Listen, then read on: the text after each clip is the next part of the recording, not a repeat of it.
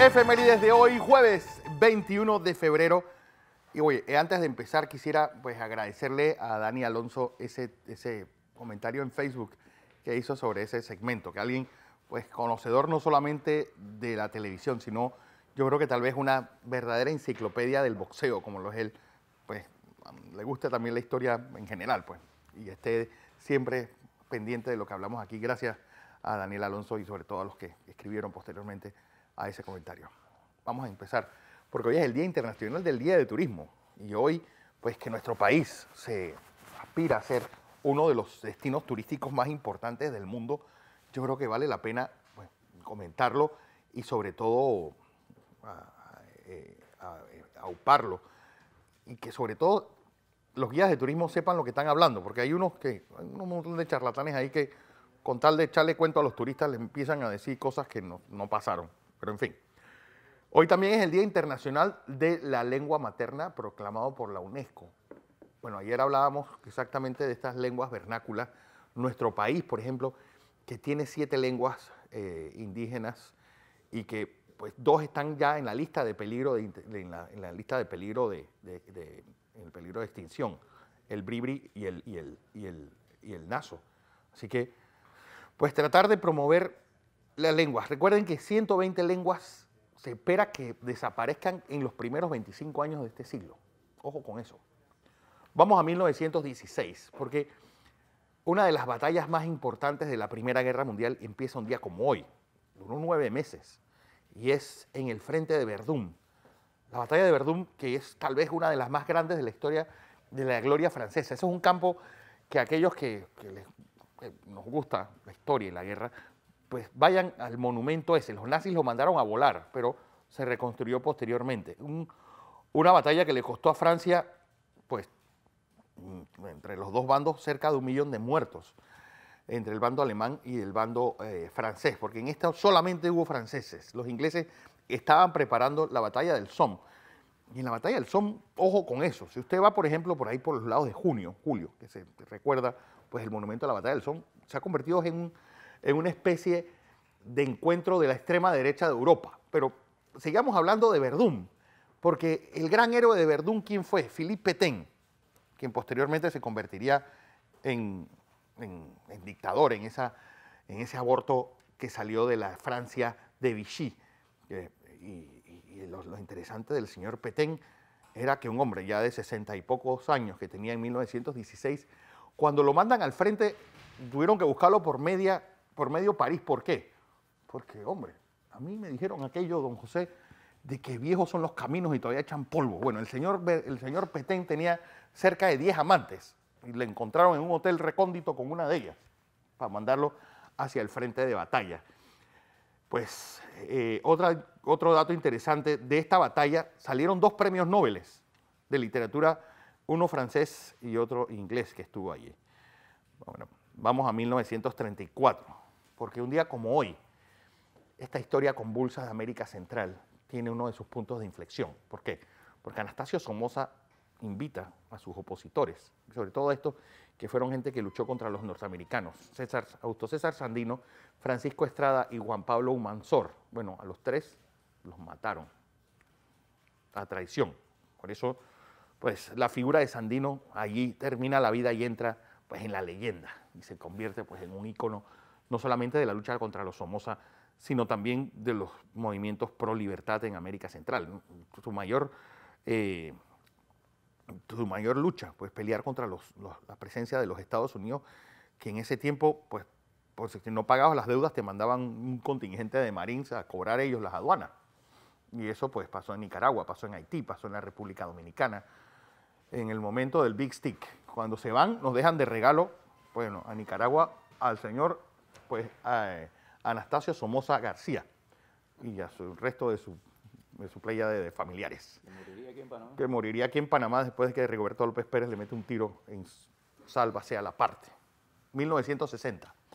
Pues uno de los festivales de televisión, no de este, aunque este ya otra vez voy a hablar, pero antes de eso, un día como hoy, pues empieza esto, el Festival de Viña del Mar. El otro año cumple 60 años. en este balneario, en la Quinta Vergara, en Viña del Mar, Chile. El primer festival de la canción en América Latina y sin lugar a dudas uno de los más prestigiosos. Bueno, ahí lo ven Carlos Vives, Roberto Carlos, Camilo Sesto, Julio Iglesias, han pasado por ahí. Julio Iglesias y Camilo Sesto tienen la particularidad que son las únicas personas que les han dado 2 veces la gaviota de plata. ¿Por qué?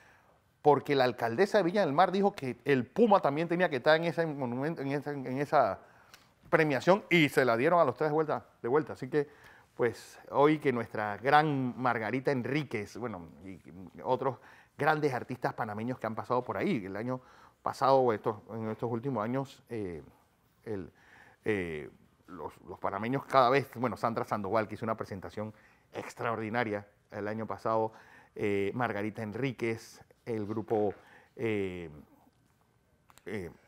estuvo ganando pues también una gaviota de plata, así que tanta gente que ha ido a este Festival de Viña, que esperemos que a Margarita le vaya muy bien, pues ya en un par de semanas que tiene que estar allá. Vamos a 1960, porque la Revolución Cubana, y ahora sí, vamos a pasar de lo sublime a lo ridículo.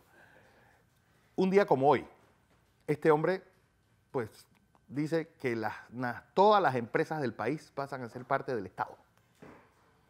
Y una de las decisiones más catastróficas que yo creo que se tomaron en un momento en el cual Cuba estaba lista para convertirse en el país más, bueno, en ese momento en el país era el país más importante del Caribe, y pues se convirtió de ahí en adelante en un satélite de la Unión Soviética.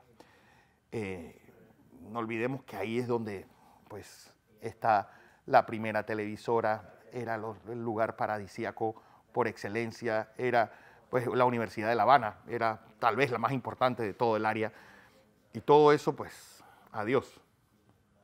Y gran parte de la disputa que hay entre los Estados Unidos y Cuba es quién paga los 60 años de expropiación de esas empresas. Y ojo, que puede ocurrir lo mismo ahora que están viendo la transición en Venezuela.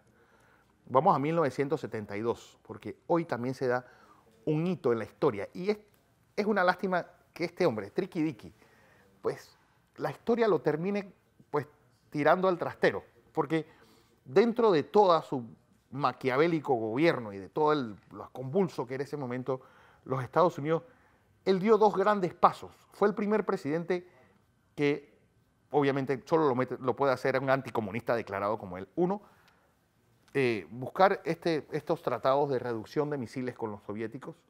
Y 2, y es lo que hoy reencontramos, su visita a China, presidido por Zhou Enlai, que mucho se habla de Mao, pero poco se habla de la inteligencia profunda de este hombre. Tal vez Zhou Enlai, yo creo que era dentro, y Deng Xiaoping dentro de ese entourage de Mao Zedong, era yo creo que de los más brillantes y de los que tenían más claro hacia dónde debían ir. Mao era un ocurrente, un hombre pues que hoy quería, bueno, la mayor ocurrencia, esa del gran salto adelante, la revolución cultural, eso de matar a los gorriones, porque decía que se comían los arroces y después los gorriones, terminó exterminando los gorriones y después vino una plaga de langostas y de bichos que se terminaron corriendo el arroz y un poco de chinos también. Pero en fin, esta visita yo creo que solamente un californiano como Richard Nixon entendía que el Mare Nostrum de una gran potencia no podía ser el Caribe, tenía que ser el Pacífico y tenía que ser Asia, el lugar hacia donde todo se moviera. Y hoy pues esa boom comercial que hay tuvo su semilla en un día como hoy, hace 47 años. Vamos a 1988, porque pues los años, sobre todo 60, 70 y 80, fue la aparición de estos charlatanes televangelistas. Bueno, uno de ellos, y uno de los más charlatanes, por cierto, era Jimmy Swaggart. Bueno, lo que pasa con la televisión es que la mayor parte de las cosas que se dicen, ojo son mentiras o están por ahí.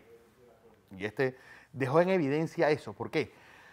Porque, ¿qué pasa con estos redentores? Lo que acabo de decir, generalmente terminan crucificados. ¿Por qué? Porque tenía una vida muy distinta a la que le quería forzar a la gente a hacer. Y un país tan moralista, porque Estados Unidos dentro de todo es un país muy moralista, pues hay cosas que no perdonan. Bueno, no perdonó que este hombre tuviera una vida sexual y un paralela de su hogar. Y era, bueno, era un verdadero demonio en la cama. Tipo, era como el general Petén, pero en versión muy religiosa. Y lo pillaron. Y sobre todo, tener una prensa independiente y valiente, que no tuvo miedo al publicarles estas fotos de la vida sexual de este hombre. Cosa que tal vez en Europa hubiera pasado totalmente desapercibida. Pero Estados Unidos tiene esa particularidad que esperamos, yo espero que aquí que cada quien haga con su cama lo que quiera. Pero en Estados Unidos esas cosas no se perdonan. Y este hombre pues pasó al ostracismo y perdió ese imperio televisivo evangélico que tenía. En fin, vamos a 2001, porque una de las decisiones más importantes tomadas por el Papa Juan Pablo II fue esta: escoger un día como hoy, hace 16 años, a Jorge Mario Bergoglio y elevarlo a cardenal. ¿Qué implicó esto? Bueno, uno, el perdón de Juan Pablo II tal vez a la izquierda moderada dentro de la Iglesia Católica Latinoamericana. Y dos, pues le daría pues esta estatura moral a este hombre que hoy es quien lleva las riendas de la Iglesia Católica. Que por cierto, por esas casualidades de la vida, yo les recomiendo un libro que se llama Su Eminencia. Pues que es exactamente, alguien escribió un libro muy cerca de esta época, de un cardenal que había luchado contra la dictadura argentina y que después llega a ser papa. Así que a quienes quieran pues, entender un poco sobre estos, sobre todo de la historia de la Iglesia argentina, se los recomiendo. Cosas de la historia.